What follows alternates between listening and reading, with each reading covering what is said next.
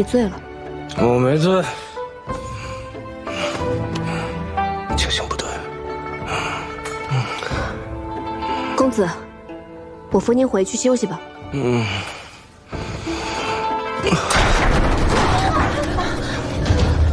崔公子醉了，扶公子去客房休息。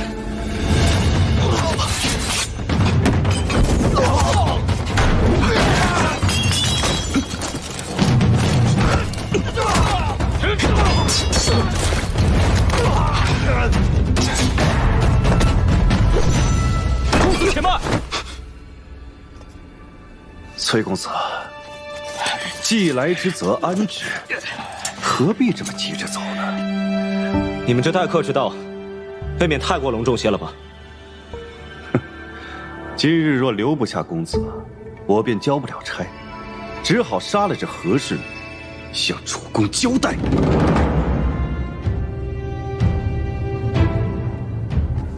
行，我可以留下，但你必须放他走。请公子放心，像公子这样的贵宾留在我们并州做客，怕是崔家军上下都不会放心。自然要放这位何娘子回去，向崔将军好好分说分说，免得误会。公子快走，莫要理睬这无信小人。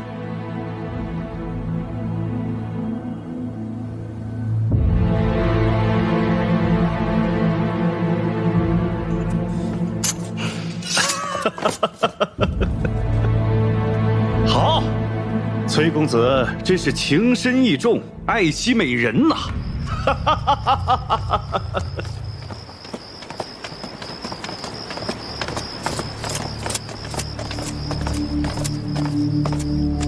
请公子放心，这里的门窗屋顶皆嵌有金刚，安全无虞，绝不容许有刺客来犯。牢房叫牢房，还说得那么好听。怎么，这遍地锦绣，它怎么就不是绮罗香了？且慢，多备些热水来。我们公子素性爱洁，我要侍奉公子沐浴。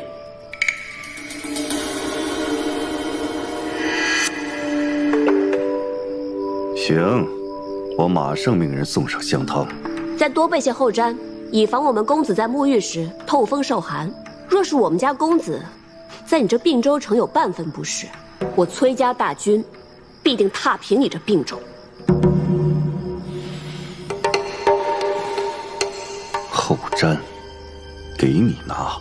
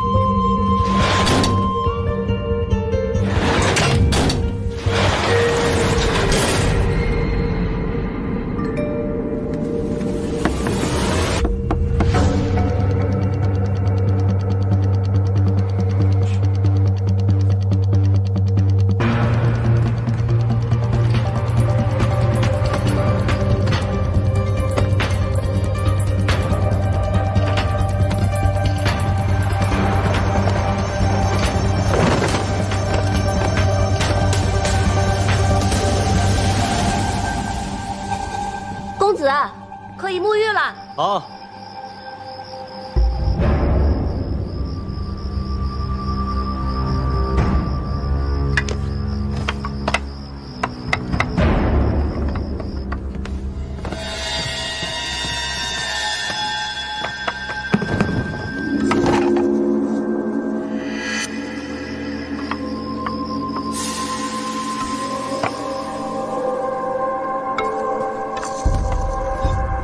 屋顶有人，怎么办？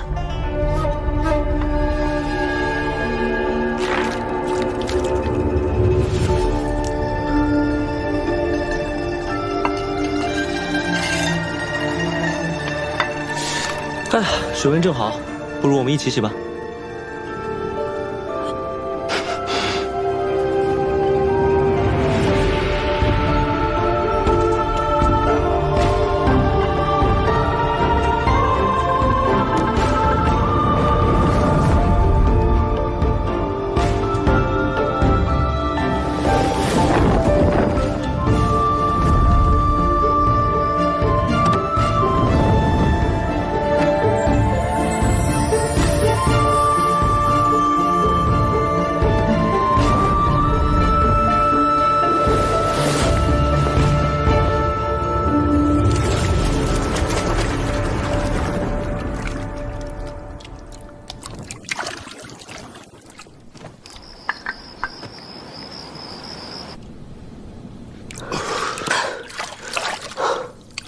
等一下，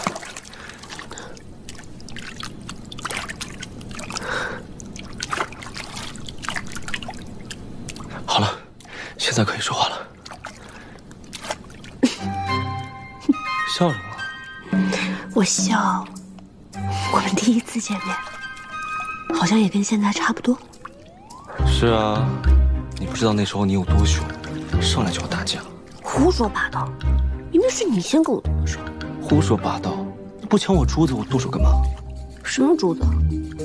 哦，就那个破袋子，我早扔了。干嘛？难道皇孙此时此刻还想跟我动手啊？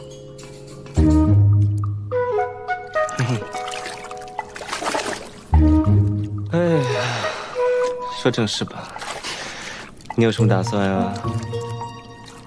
什么打算啊？当然是先想法子回趟崔家军，再来求公子你了。真的吗？你回到崔家军之后，还会来救公子我吗？嗯？你干嘛？看什么？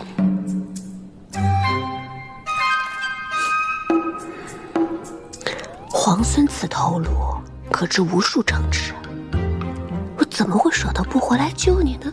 哼，你可真会说话，我好喜欢啊！太喜欢了。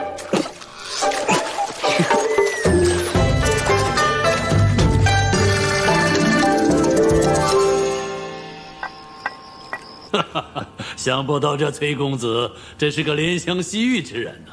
啊，泡个澡还能洗出这种风情来。属下已经命人在那儿盯住了，只不过那何氏女着实是个机敏之人，她不仅用后毡遮住了门窗，还用后雾把地板内的窃听用的铜管给堵住了，怕是咱们的人呐，听不到什么有用的东西。无法无法。想不到这个崔公子居然还有闲情逸致、鸳鸯戏水，说明他果然不是寻常之人。崔姨虽只有这一子，却可第10子，有趣，有趣。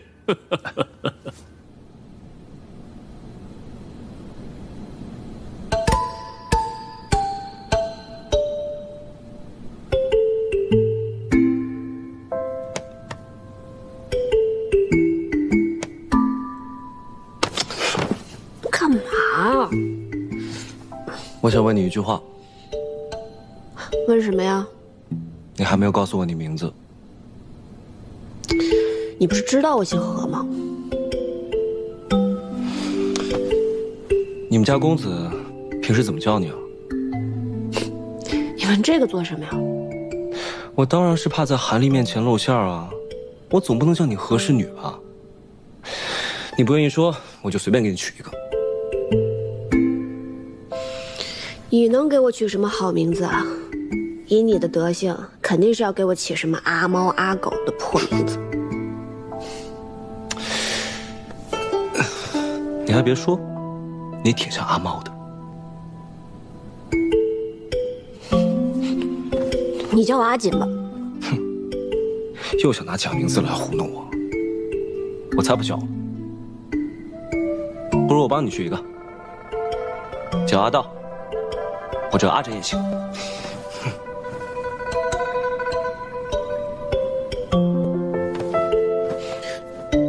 为什么是阿道啊？或者阿轸？自己猜哦。阿道，阿轸。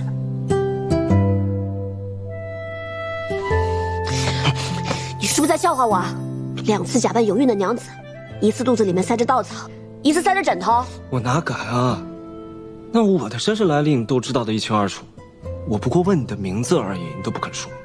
我担心韩立起杀心，要是我被杀了，连你叫什么名字都不知道，那岂不是很可惜？哼，好凶！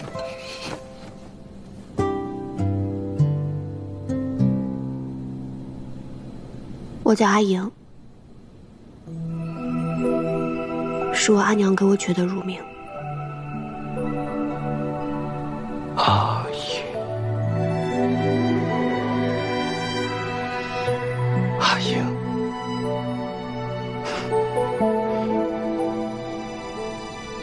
这名字真好听。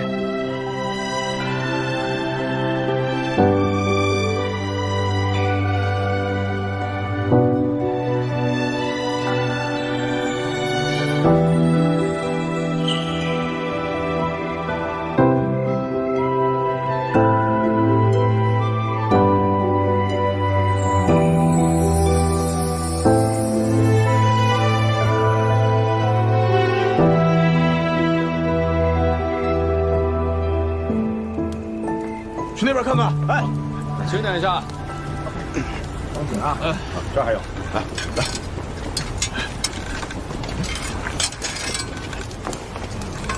大哥，看，兵器收起来啊！兄弟们，新兵器怎么样？没受伤吧？没事。给他。哎，小裴将军，有个事俺不明白，能不能请教你？嗨，客气，说。哎，怎么稀里糊涂，镇西军就从望州撤出来？怎么又稀里糊涂，俺们又跟着小裴将军你一块又打回望州了？哼，这事儿啊，我和石七郎他商量过，如果说是敌人势大，那咱们就不能死守望州了，只有佯装撤退，然后在望州城中埋下暗桩，之后在他们的军粮还有饮水中投毒，然后传播消息，动摇军心，伤其根本，最后咱们再里应外合，重新夺回望州。原来是这样，自然是兵不厌诈了，有道理，是不是长耳？那走进城。走。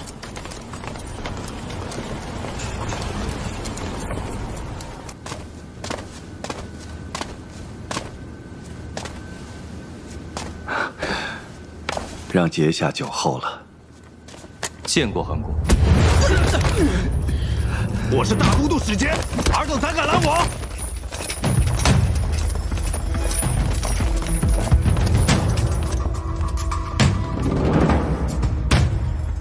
韩公可知瞒着大都督，私下结交崔乙，是何罪行？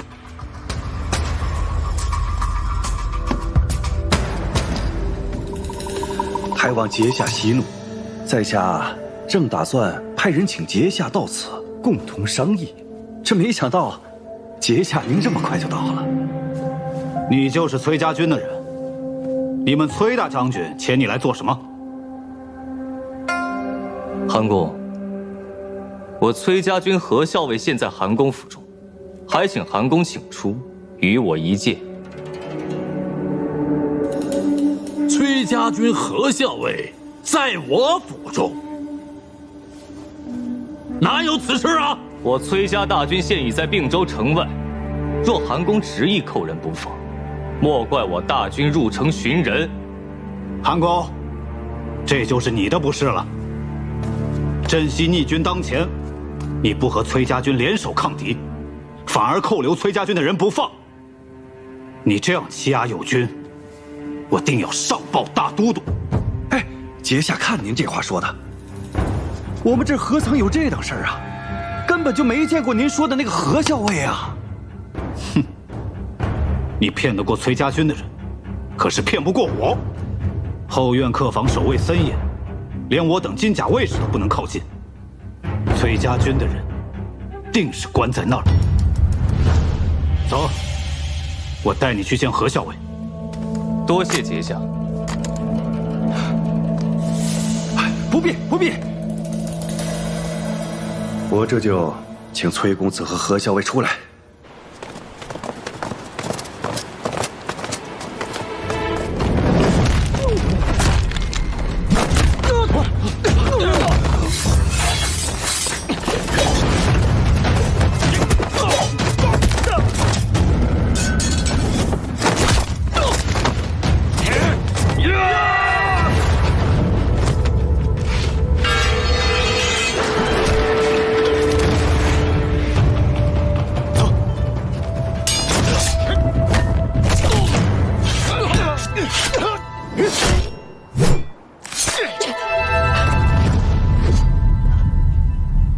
公子，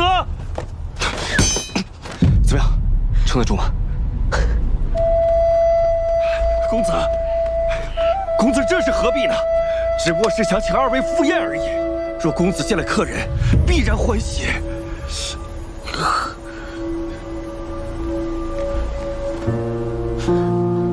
带路。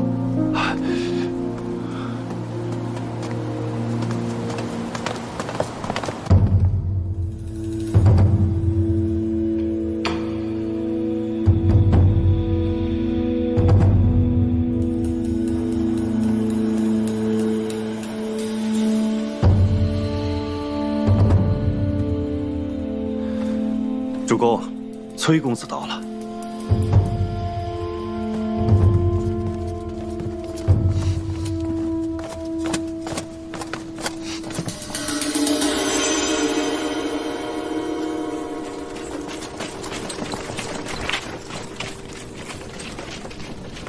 公子真是娇宠美人呐！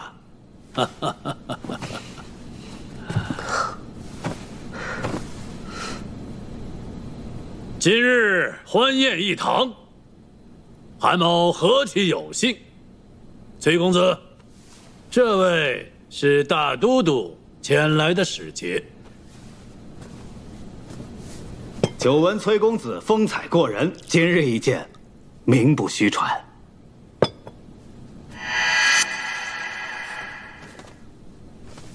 见过公子，崔家军现有数万人已在并州城外，任凭公子差遣。韩公留客不让我出城，这样吧，你回去告诉领军，让他们尽管杀进来，好让大家都见识我们崔家军的厉害。崔公子误会了，城外风餐露宿，哪里有像我府中这般安逸的？韩某只不过是想留崔公子在府中多住几日罢了。崔公子且宽心，大都督若是知晓崔公子在并州做客，定会让韩公派人好生护送公子入京。西长京是何等繁华之地，崔公子定会乐不思蜀。还疼吗？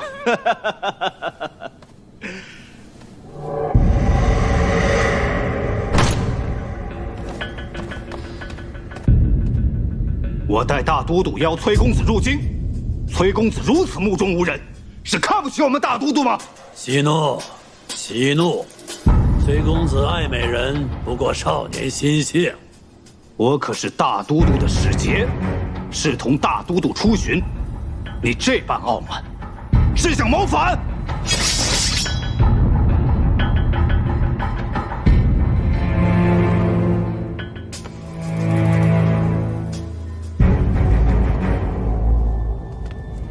节下息怒，你有所不知吧？此何氏女，乃崔公子心爱之人。既然如此，那就让这位何氏女入京献舞，为大都督祝寿。节下此话何意？可是羞辱我崔家军。他脚伤了，跳不了。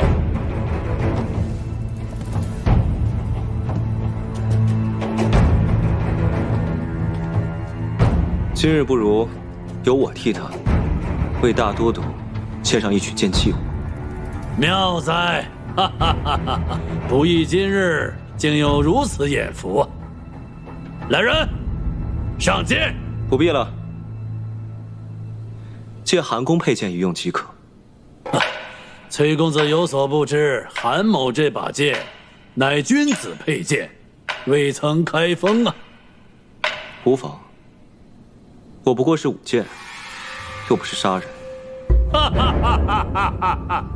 公子说话风趣得很。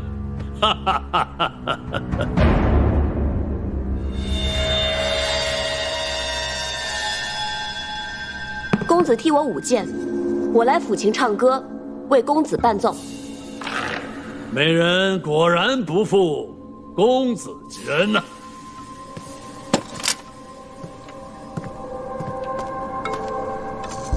公子，请。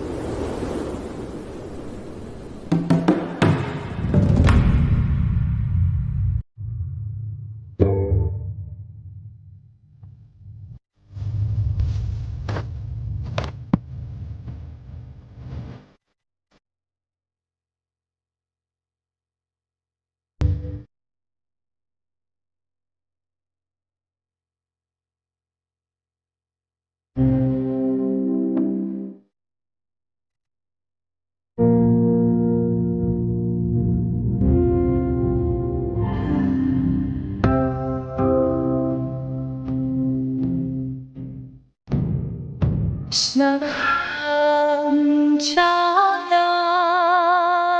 永久，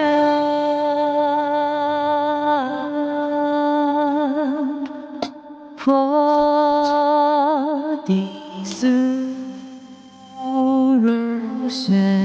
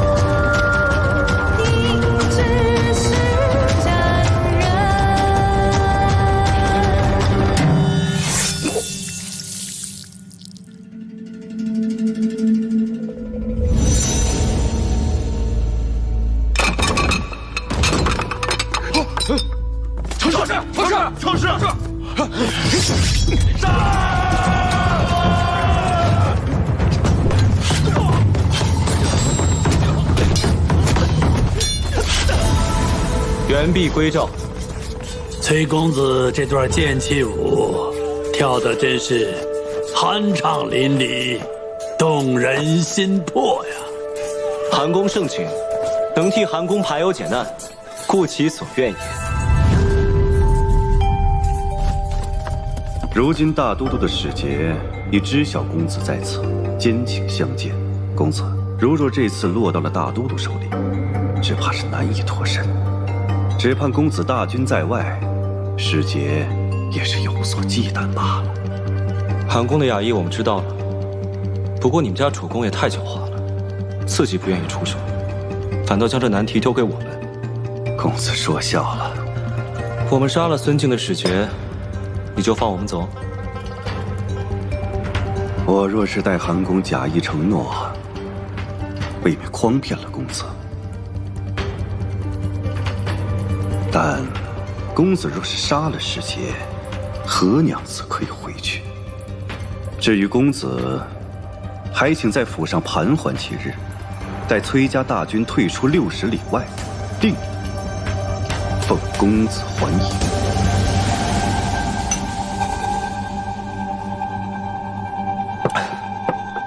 韩公，欢宴虽好，终有聚散。这回你是不是该信守承诺，让他走了？自然，自然。你这伤，回去之后一定要找大夫仔细看一下，别落下病根。嗯。走吧，我送你。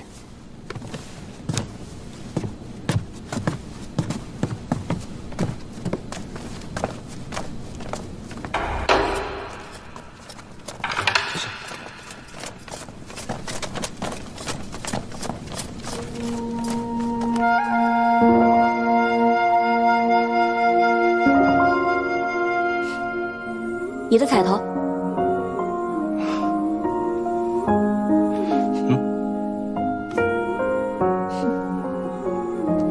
哎呀，你说我这大好头颅，他若是没有了，也不知道会不会有人为我哭。我可不会哭啊。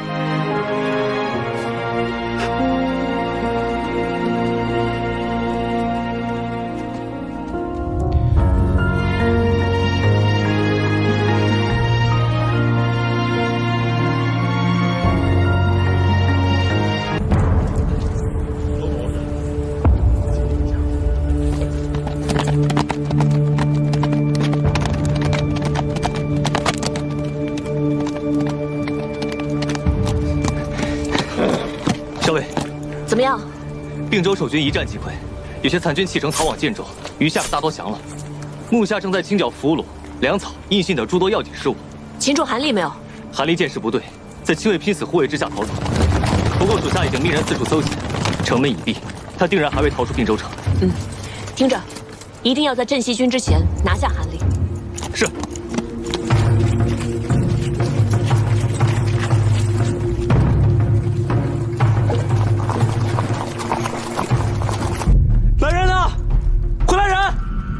吕先生，吕先生不知道为什么昏迷了。吕先生，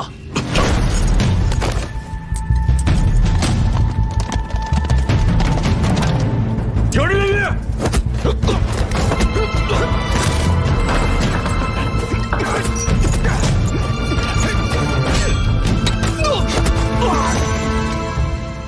十七郎，这次我真的带了很多人来。韩立呢？抓到没有？我跟崔家有个约定，谁先抓到韩立，并州就归谁。两军一交战，韩立就跑了。啊，不过老包已经去追了。走，捉那老狐狸去。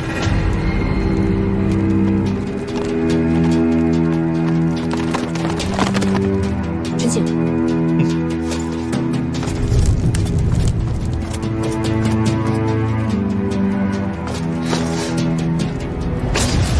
校尉，车中并无韩立。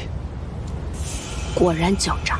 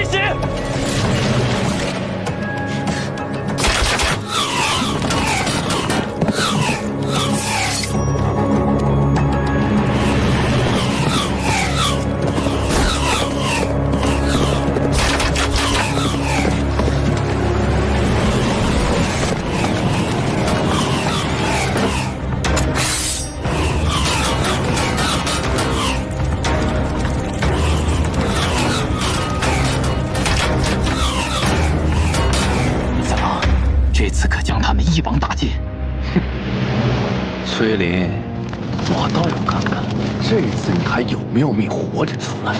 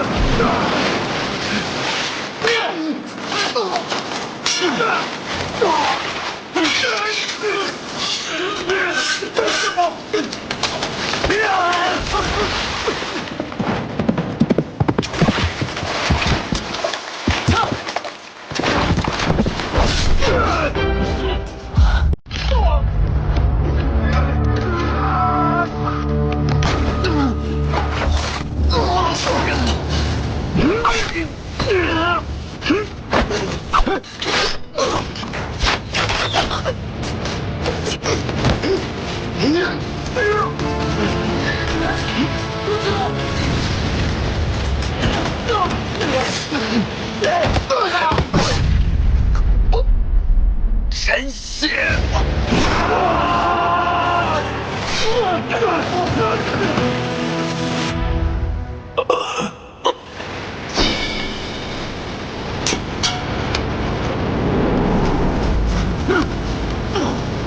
神家！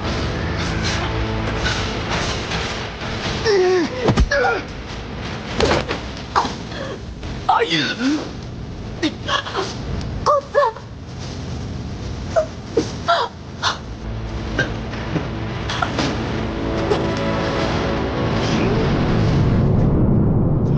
哎呀！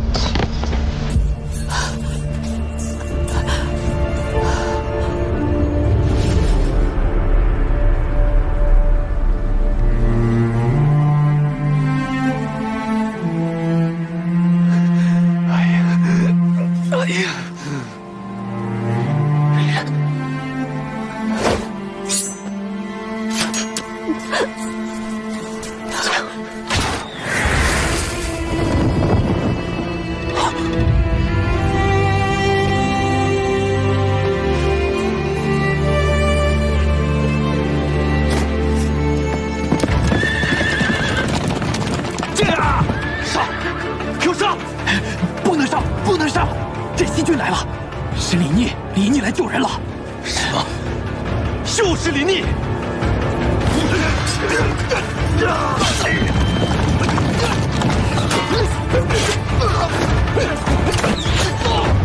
公子，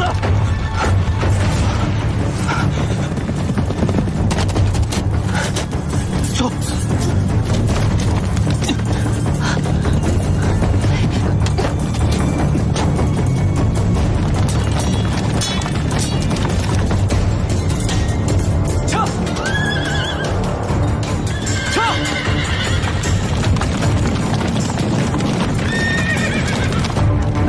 眼睁睁地看着崔林和何氏逃掉，镇西军可不是好招惹的。李逆所遣又都是精兵强将，咱们虽然借了些兵马，但折损过多，咱们也不好交代呀。三郎，留得青山在，不怕没柴烧啊！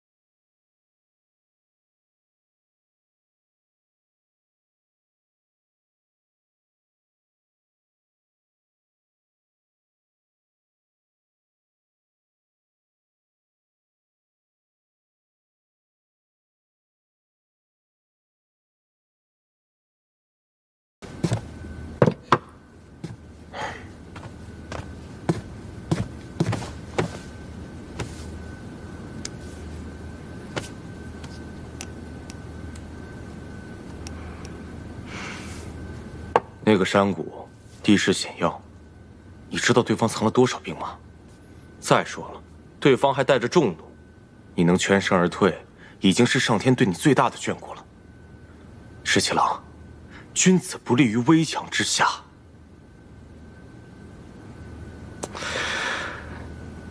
你说你好好一个武将，怎么偏偏要学你大伯那样，引经据典，整天长篇大论的？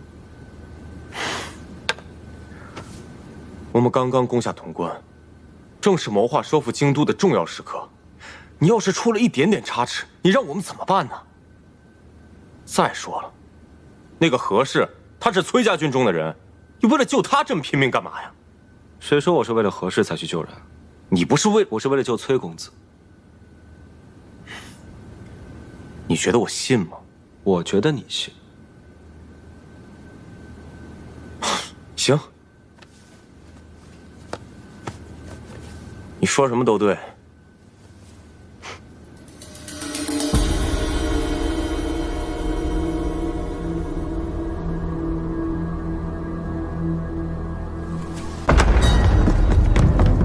你们不是，你们谁呀？你竟敢杀了我弟弟！他怎么敢杀了我弟弟？我现在就杀了你，给我弟弟偿命！夫人，你儿子竟然敢杀了我弟弟！我现在就杀了你！我们的人意及时拉住魏国夫人，太医也知道怎么说。娘娘放心。大都督到！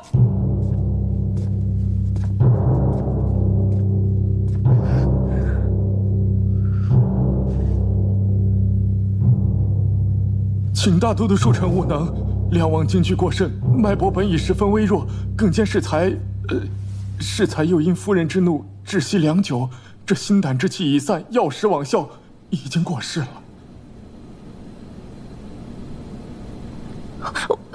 我要砍了他的脑袋，给他儿子送去，让他儿子也尝尝什么叫锥心之痛。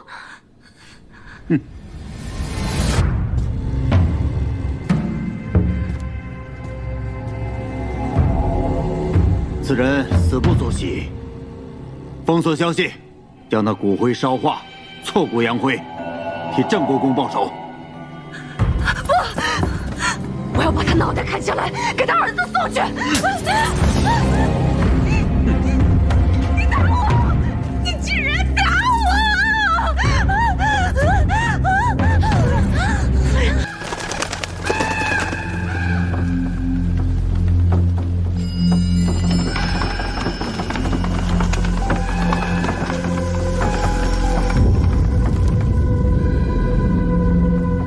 哎，对，就这儿吧，赶紧烧了得了。上头可吩咐了啊，要挫骨扬灰。是。怎么这么瘆得慌？是啊。二位大人，这棺木落葬之时啊，阴气重得很。这几日宫里几个人犯了错，被拉了出来，都是被活活打死的。所以乡老传言，有恶鬼作祟。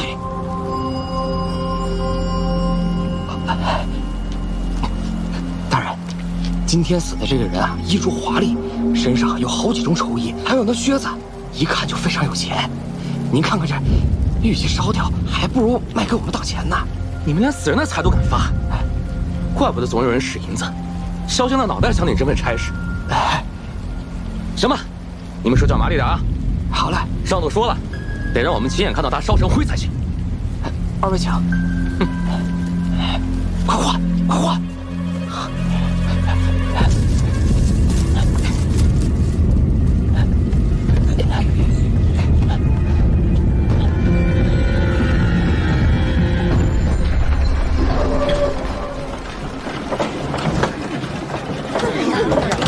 快来！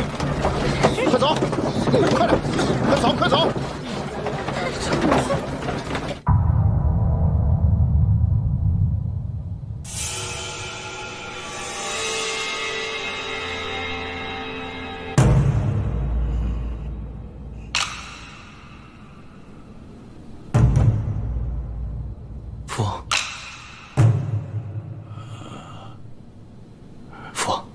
身子好些了吗？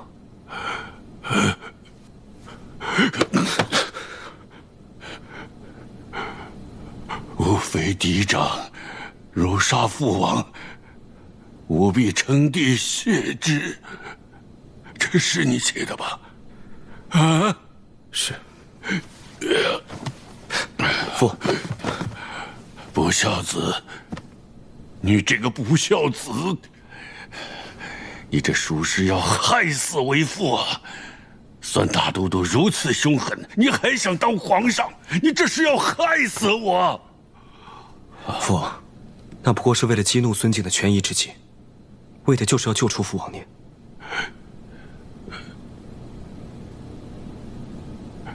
救出我？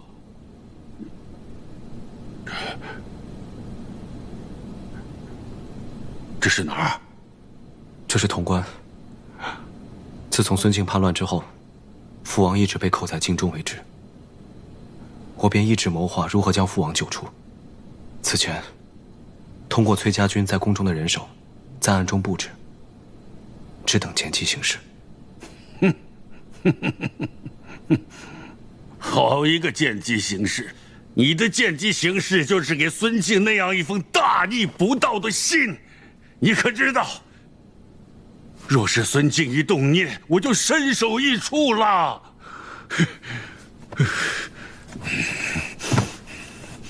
父王，我知道您看到信之后，定会勃然大怒。您向来身体不好，时常头昏，我想一气之下，您必然会昏倒。我命人用假死的药物，让父王假死骗过孙敬。等到入殓时，再李代桃僵，将父王救出。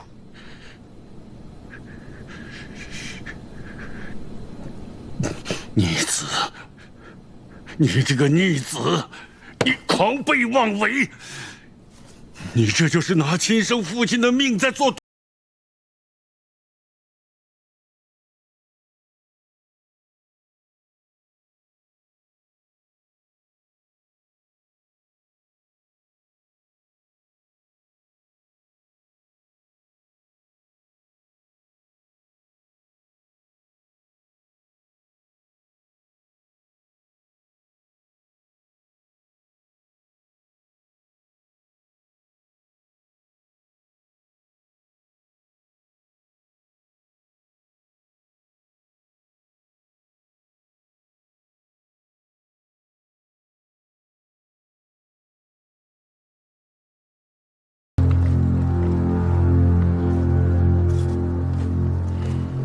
三郎，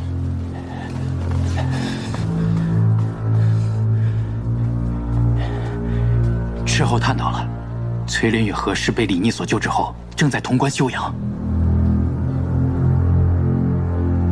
好不容易伪造了伯父病倒的密函，还将崔林、何氏二人骗出中军，想一举击杀。谁知道冒出来个李逆，现在二人归宿于潼关，我们是一点办法也没有。好你个李逆，休管我事！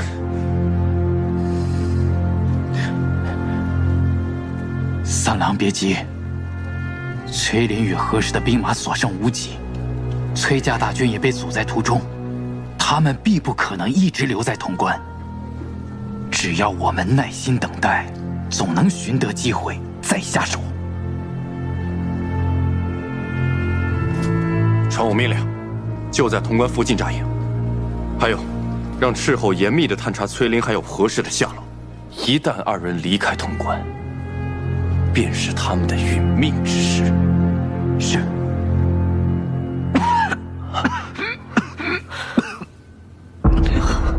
公子，公子，公子，你倒不如哪怕他把我杀了。你听我说，如果能和镇西军一起携手破城，那瀛州之围立时便解啊！镇西军不可轻心，况且西长京，一旦有人知晓你的身份，那是何等凶险的事！公子，孙敬他素为当世奸雄，但他孤傲自大，他绝想不到我和李逆敢独自潜入西长京的。太不可！万一……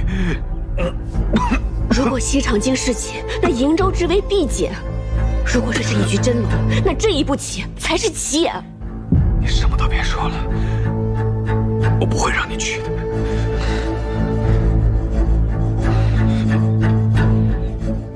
公子心系瀛州，但又担忧我的安危。可我居意已决。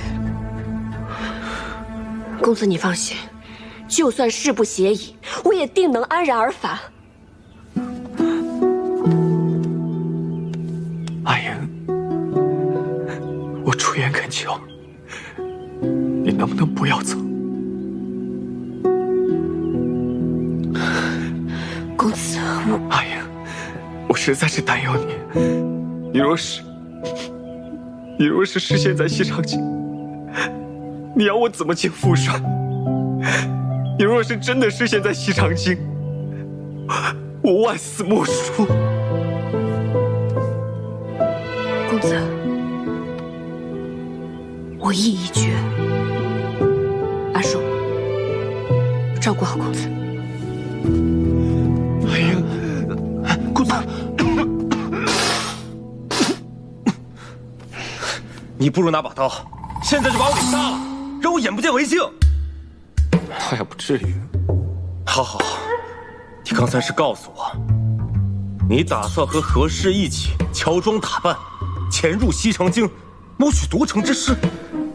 对啊，对呀，你还和我对呀？行，我现在就去找绳子，把我自己给绑了。我也不用父亲来问我，我自己向那老人家负荆请罪去。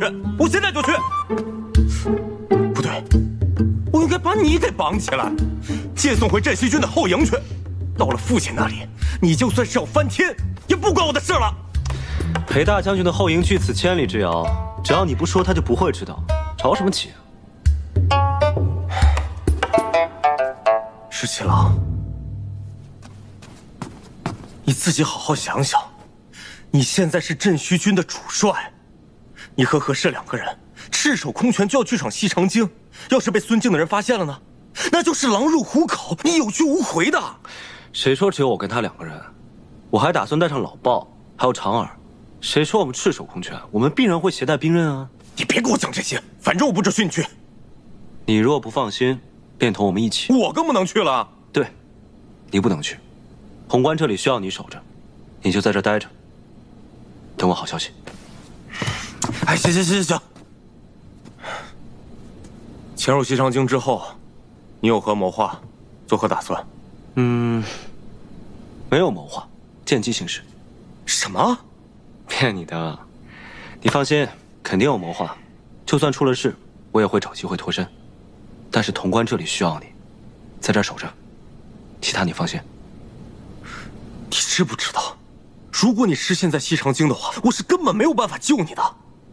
到时候他们肯定会拿你威胁整个镇西军的。那是自然。你放心，万一我真的被孙敬抓到了，我都替你想好了。就说你早有不臣之心，若是杀了我，你裴某必称帝以谢之。我保证，孙敬一定会气死。孙敬没被你气死，我已经被你气死了。你尝尝我们这茶。今日能与故乡相见，也算是有惊无险。我家茶呀，还得多谢你那个继子。能得石七郎一个谢字，也算我不虚此行。清凉爽口的杨梅茶嘞，公子小姐来一壶。还记得我们那日在茅屋下与下饮茶做饭吗？当然记得了。若这一次能够收复西长京，诛杀孙敬，到那时候，我们就一起驰马乐游原。只怕到了那个时候，皇孙殿下政务繁忙，有别的要事，早都忘了跟我还有乐游原之约了。不可能，再忙再累，我都不会忘记你，更不会忘记与你的乐游原之约。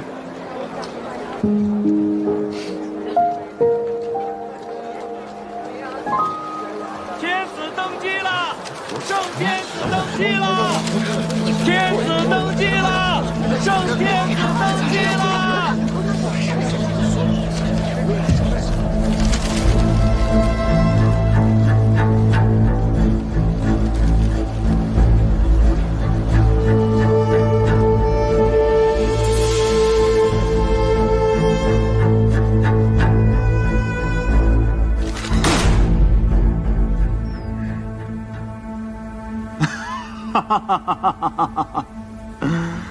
哎呀，这新闻写得不错呀，尤其是骂我那段孙贼不死，苍生何辜啊！大都督恕罪。恕什么罪呀？我看好得很呐。这等森严的宫禁，竟然能把一个死了的梁王偷偷弄出宫，然后死而复生，还能在东都登基称帝。这等通天的本事，这鬼神不知的手段，我不知道今晚睡着了以后，明日会不会丢了首级。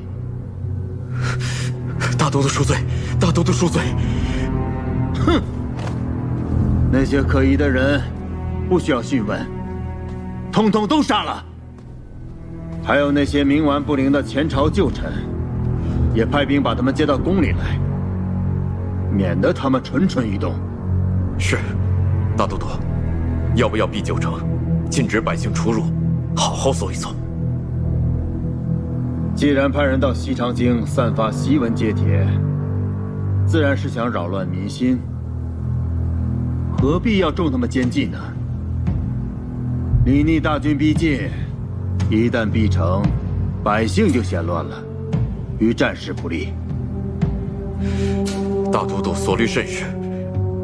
不过，进出城门的人要严加盘查，城中也要细密搜索，务必要抓到那些散发檄文揭帖的奸细，砍了他们的人头，送到洛阳去，好好吓一吓那个梁王。哼，梁王这个老头胆小，若是真被我吓死了，那可就成了天大的笑话了。是。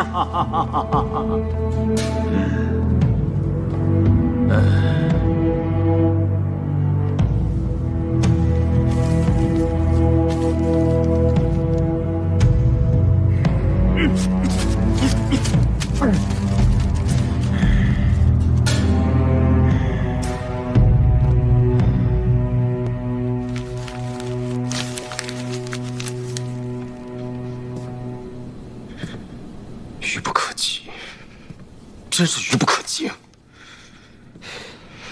此时临淄王和会稽王拥立梁王登基，确实不是时候。我本以为他们好心迎回父王，是想给他压压惊，无非是邀功之举，但我没想到，他们竟在此时拥立父王在洛阳登基，还昭告天下，真是愚蠢。石七郎，情况不妙，孙敬的兵马正在到处搜捕散发檄文揭帖的人。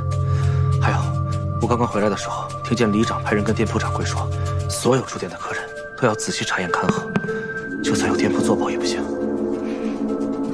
看来这个地方咱们住不了多久了。虽然我们伪造的勘核跟真的没有分别，但是西长京的街坊管得甚严，只要用心核查，还是能看出来咱们的勘核有异。大事不妙，我打探到消息，禁军的兵把顾府给围了，我也不敢跟得太紧。公子，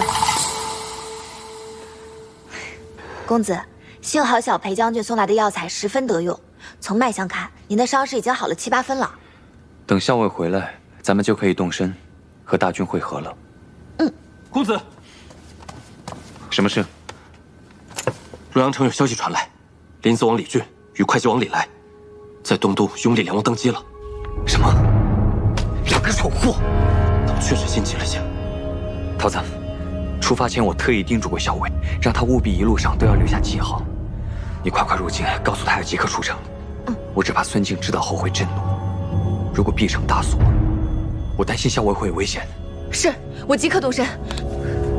阿叔，你赶紧去联络我们的大军，告诉他们要即刻拔营往南。如果校尉不能出城，我会拼尽所有也要救出他。是。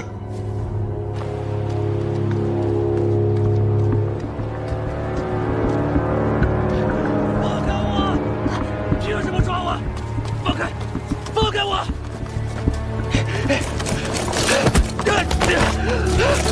放开我！凭什么抓我？凭什么抓我？我是好人啊，凭什么抓我呀？没想到你这2位兄长如此没有耐心。成事不足，败事有余。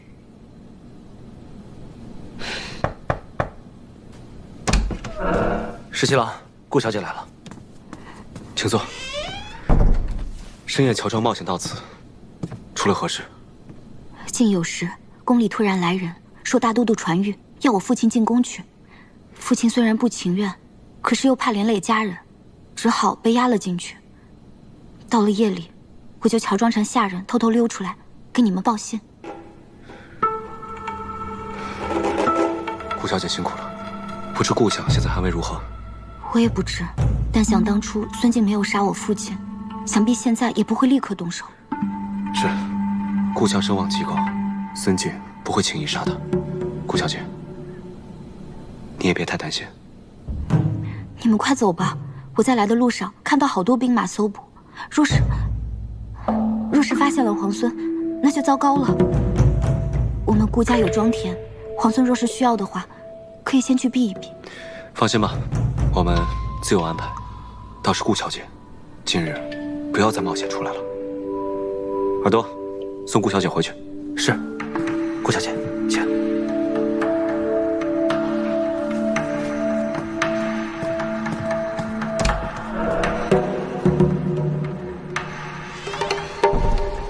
给我搜，挨家挨户都不能放过。拿着我看看。还有你，知道你，站住，都是你的。怎么样？你没的。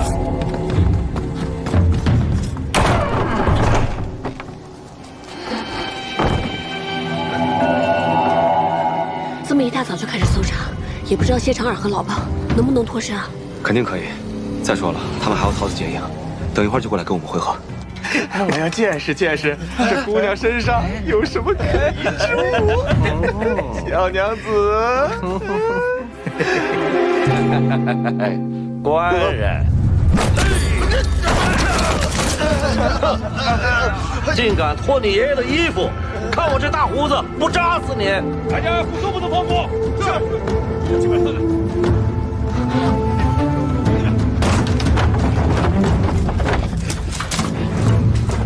进来看看。今天让你们瞧瞧爷我的厉害！包哥，闪开！闪开！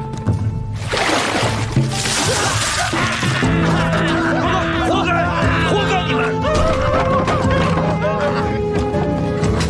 二位，快，让你们看看，快点快！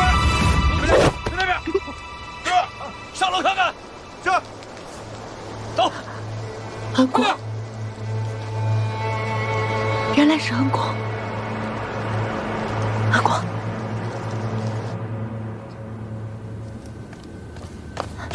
娘娘，打听到消息了。自梁王登基之后，大都督震怒，不仅在京中加紧盘查，还招来了好些旧臣，不允许他们出宫，怕跟梁王有所勾结。派去给韩将军送信的人回来了吗？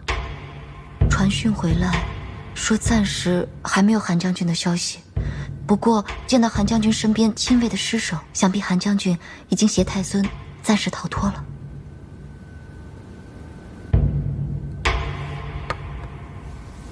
没有音讯也是好事。咱们找不着他们，旁人自然也找不着他们。娘娘，现在京中人心惶惶，李逆率镇西军已进潼关，想必随时都会兵围袭长京。现在正在令京中百姓加紧囤粮。孙敬已经急传命令，召回征百越大军。如果大军还朝，守义攻南，李逆未必能胜啊。那我们要……这不是紧要之事，当务之急是要先找到韩将军，确保太孙无虞，想办法传信给李逆。我有重要之事与他商议。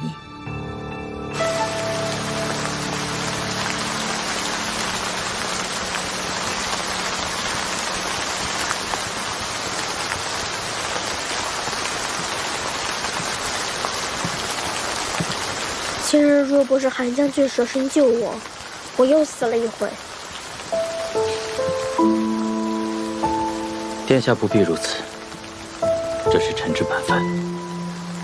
孙敬的暗卫铁骑追杀得这么紧，可能是秦王兵马大胜，孙贼最后的垂死挣扎，丧心病狂而已。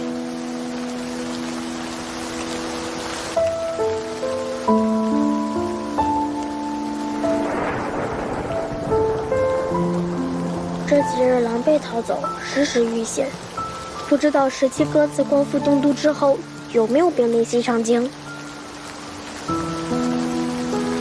等咱们摆脱了后面那只追杀的铁骑，就能知道外边的消息了。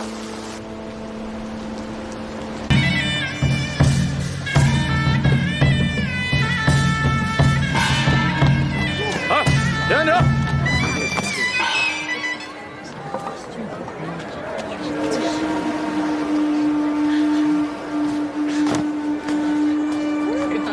这位君爷，今日娶妻，这是李正出的婚嫁文书。城外徐家庄的徐三郎，要娶杨家七娘。是，今日娶杨七娘。来，这是东街贺家的喜饼，给君爷垫垫肌。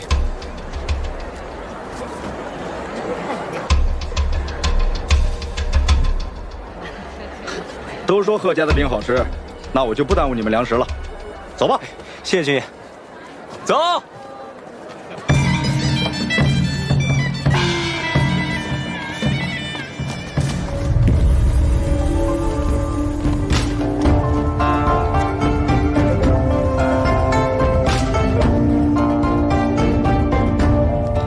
皇孙这次虽然拿了人家的衣裳，却把刚才那身喜服放在了人家院子里，这可谓是以物易物。跟之前的不问自取相比，还是长进了不少。这之前不是事发突然吗？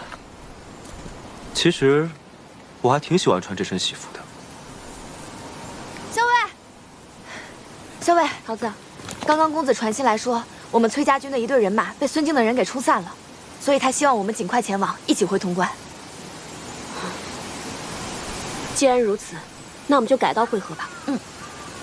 皇孙这是要回潼关吗？虽只百里，但是此处地形复杂，我还是陪着你去吧。如此说来，皇孙这是担心我跟大军会合，会对潼关不利？那是当然，你这诡计百出，我定要亲自盯着你才行。走。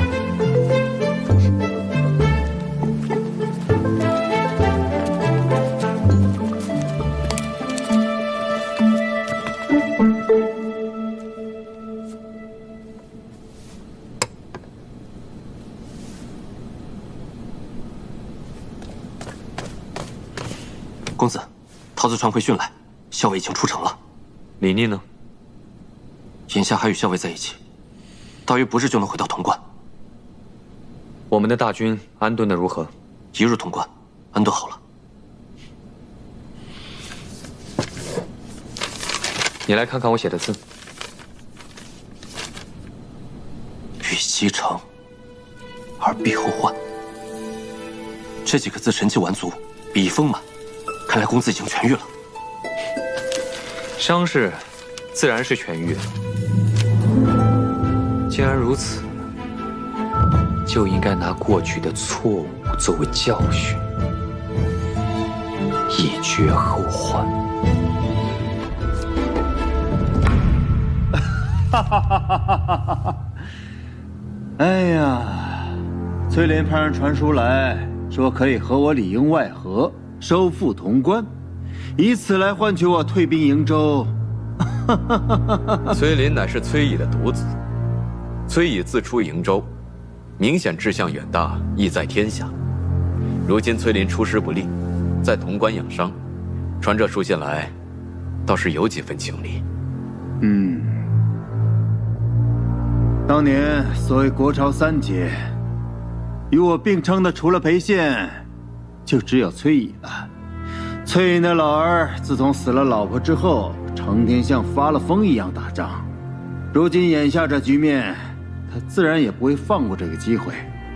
但是，就算他意在天下，也要看他有没有这个本事。崔家瀛州被围，他的这个儿子崔林不就坐不住了吗？哼！大都督，这崔林虽然言之凿凿，但他明明与镇西军颇多来往，大都督还需防着，此中有诈。这小子想在我面前玩什么花样，还嫩着呢。给崔林回个信儿，告诉他，派人跟他里应外合可以，但是必须等到潼关落到我手中之后，我才会撤回派往扬州的大军。是。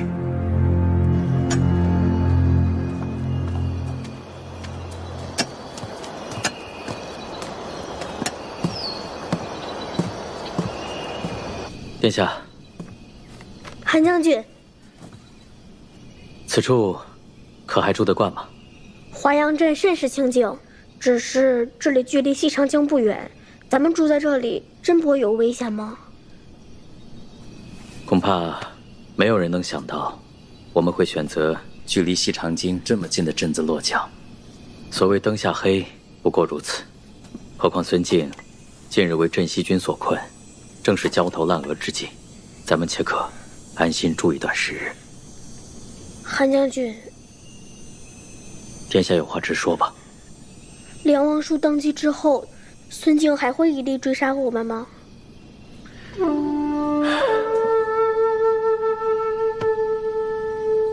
只怕比之前更甚。梁王虽然登基，但天下正统其实是在殿下您。您才是先太子的唯一血脉。孙贼一身之日，如果能生擒殿下您，自可以挟殿下以令天下。梁王叔，我不太记得他长什么样了，他之前也不常进宫来。其实梁王并不足虑，唯有梁王之子李逆。如今梁王登基，只怕17个会吗？殿下可别轻信了人心呐。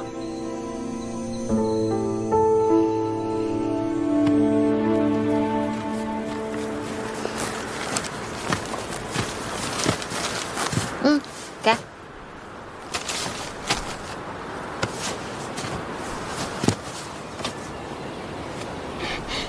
这哪来的果仁啊？萧伟给取了个别称，叫干果。干果。哦，听说这个可不好买了，我尝了尝，的确好吃。萧伟知道我喜欢，就多给我拿了些。多谢这个桃子妹妹啊，我可是托了这个，够了，托耳朵的福啊，才能吃到这么香脆可口的干果。这干果还真有些好吃呢。什么叫托我的福？桃子不是对咱们每个人都很好吗？你没发现吗？人家桃子妹妹对你特别的好。不是，桃子她人就很好。不是她怎么走了？我说你是不是傻呀？还不快去追啊？为什么呀？你再不去追啊，桃子妹妹就给你下毒了！快，走！桃子，这一次没能想出法子破城，反倒打草惊蛇。看来我们要再做打算，看将来如何收复西长京。等将来收复了西长京，你有什么打算？到那个时候啊，肯定也就不打仗了，我就迎太孙回朝，劝说我父亲立太孙为储君，然后我再回劳兰关。你呢？回瀛州吗？梁王都已经登基为帝了，你是皇帝的儿子，不留在京中，难道真的要回劳兰关吗？我喜欢劳兰关，不喜欢西长京。不然，我当初就不会找个由头犯错，让先帝贬我去劳兰关了。那当时你是梁王的儿子，10几个皇孙当中最不起眼的一个，自然会来去自如了。现在也没什么不同啊，父亲喜欢我的兄长们，就让他们陪着父亲吧。你呢？你还没有回答我的问题，你会回瀛州吗？怎么？皇孙是怕我崔家军会和孙敬一样，志在西长京，不愿意回瀛州了？我当时出瀛州的时候，有这样一个心愿，希望可以战乱平定，天下太平，让百姓们都能过上安稳的好日子。如果将来有一天真的可以收复西长京，那肯定就是天下太平了。为何还要再起战乱纷争呢？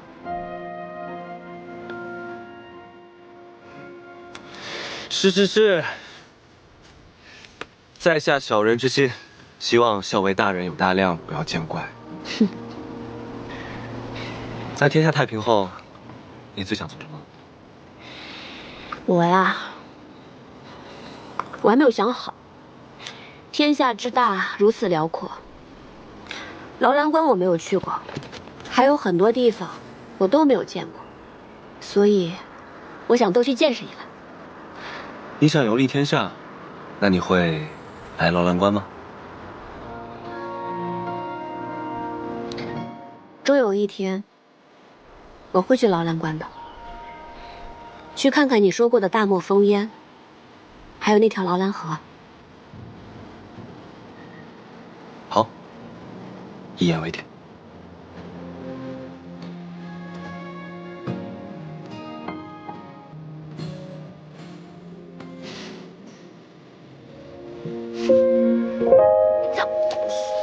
谁对？桃子姑娘，你别过来啊！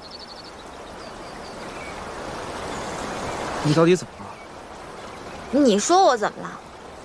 我又惹你生气了，但是我不知道为什么惹你生气啊。不知道你就想想喽。是不是因为我说错什么话了？对不起啊，我这个人就是不太会说话。那你说说看，你说错什么了？我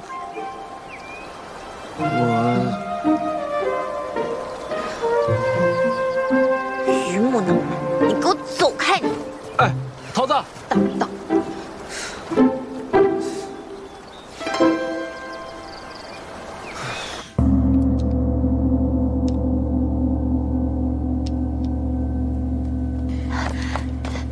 娘娘，韩将军那边来消息了，说是太孙暂时安定下来了。太好了，真是神佛庇佑啊！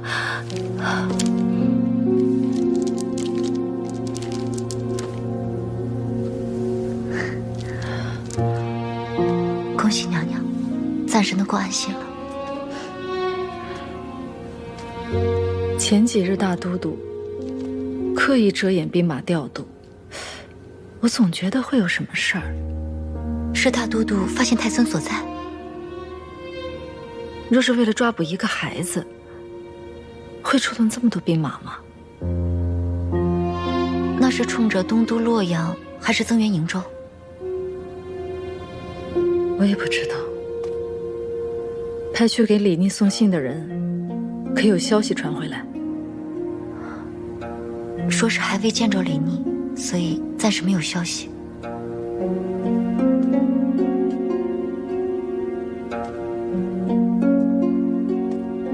指望大都督不是冲着潼关去的，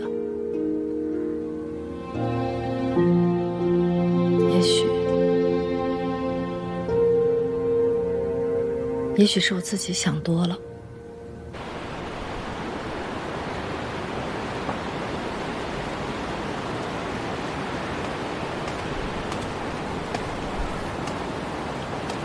在想什么？我想起了第一次出征，从福远门出西长京。那个时候，我还是一个名不见经传的归德司阁。过了几年，军功累积，才升了怀化忠侯。跟着上司进京续职，只觉得京中繁华，跟沙场的风沙相比，简直是恍若隔世。怎么突然想起说这些？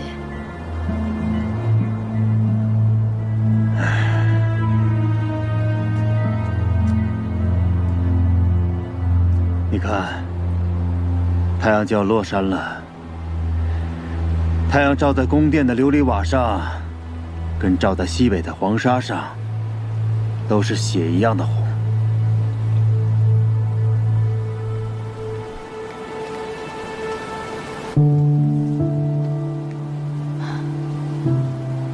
阿静，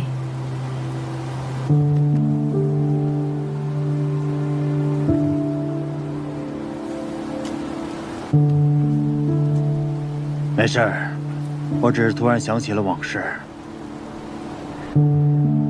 那一日，在伊洛卢城外，我率领10万大军，在残阳如血中，等待着冲锋的号角。虽然有千军万马，但是四野茫茫，别像今日这般寂静。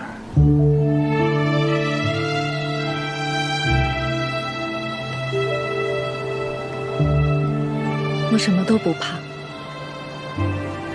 只要能和你在一起。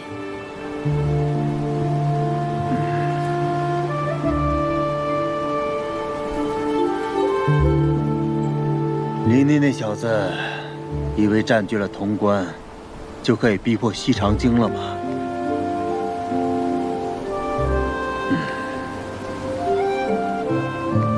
阿静，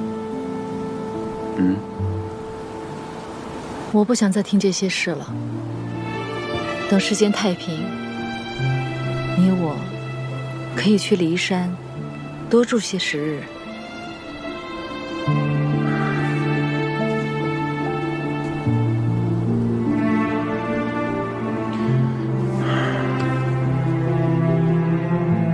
好，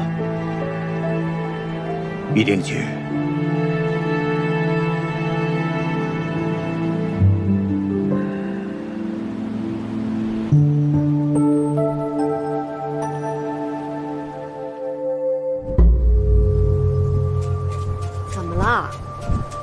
什么怎么了？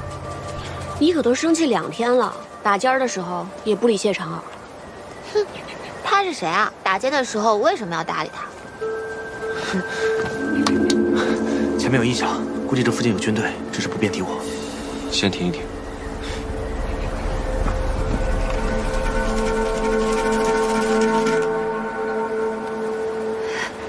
校尉，我们被冲散的那队兵马就在前方了。嗯。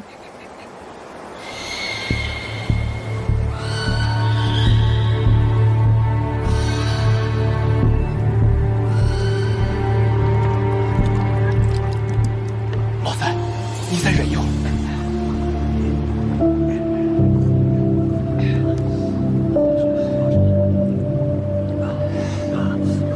慢点儿。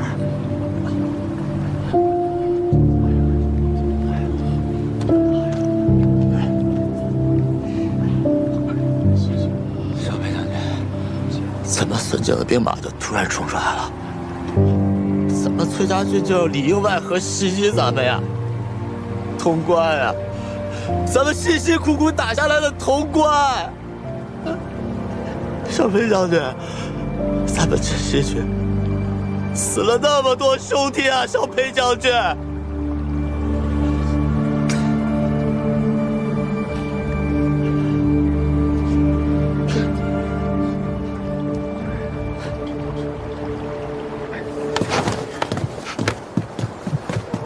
如何？石七郎，你真是太厉害了！刚才入营时啊，你就发现不对，让我喂马的时候留神一下。我细看了，发现他们的粮草辎重没什么折损。若是按桃子说的，这支崔家军被大军冲散，那么多少有几分狼狈。可他们军容整肃，不像是近日遭遇了强敌。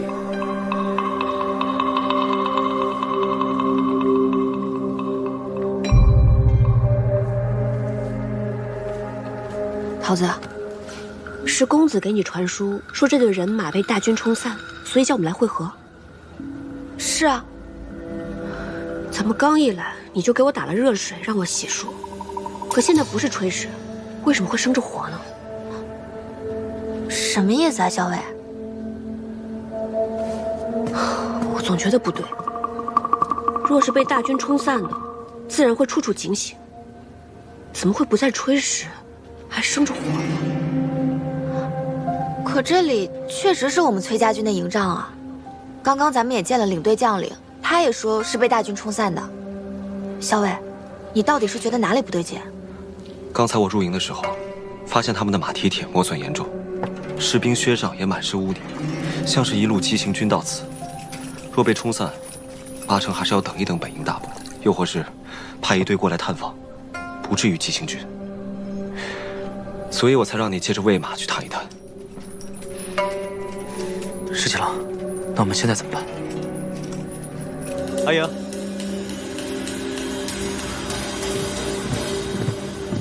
既然你已经平安到这儿了，那我先回潼关了。我们一起走吧，这儿距离潼关不远。既然都会合了，咱们一起去潼关。好，都跟上，后面都跟上，后面的都跟上啊！没事。哎，老三，慢点，老三，后面都跟上。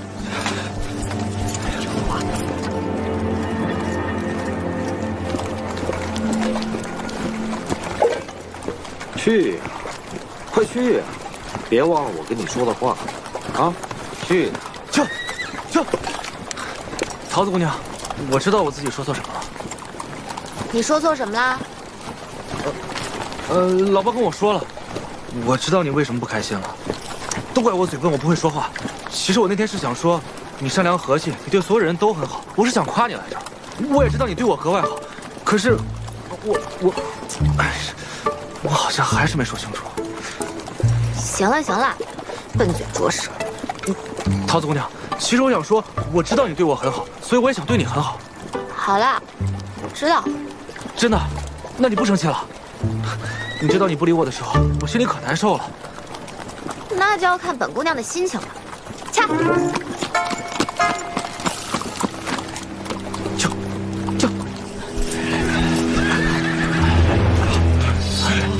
来了，好像要马蹄上。老二，你带上老三先去避一避。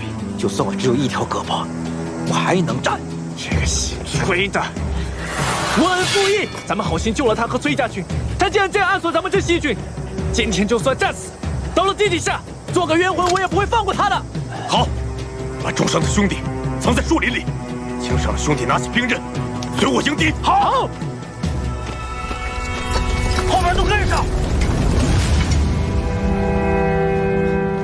怎么样？前方有队人马突然停了，但他们人数不多，不知是敌是友。那就迎上去，是敌便杀之。好嘞。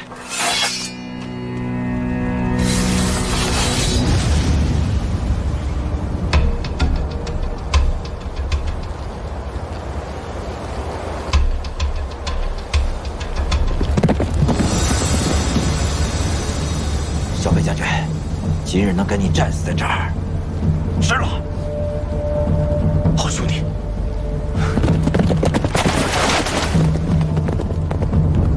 兄弟们，杀！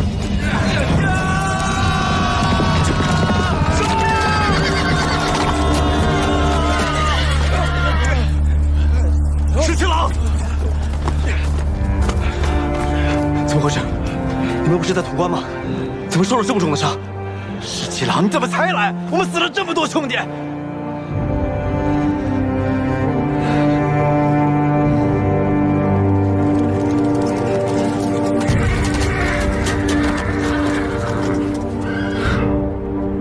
杀了这个崔家的，为真心军报仇！杀！张哥，这自己人，自己人。崔家军卖了潼关，勾结孙敬里应外合，还死了这么多兄弟。你说他是自己人？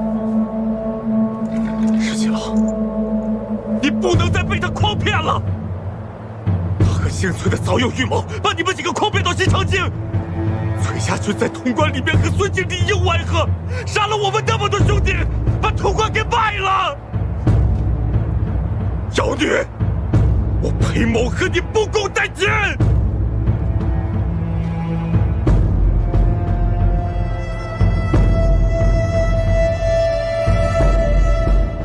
阿银，何小伟，这都是你们谋划的，所以你非要陪我去西长京，说什么可以解瀛州之围？不是。回潼关途中，你说你们崔家军有一支军队被冲散了，需要会合。你明知道我不放心，一定会护送你去会合，但其实这就是调虎离山，为的就是拖延我，不让我回潼关。我说我全然不知情，你是不是不肯信？石强，你不能再信他了。从交锋到现在，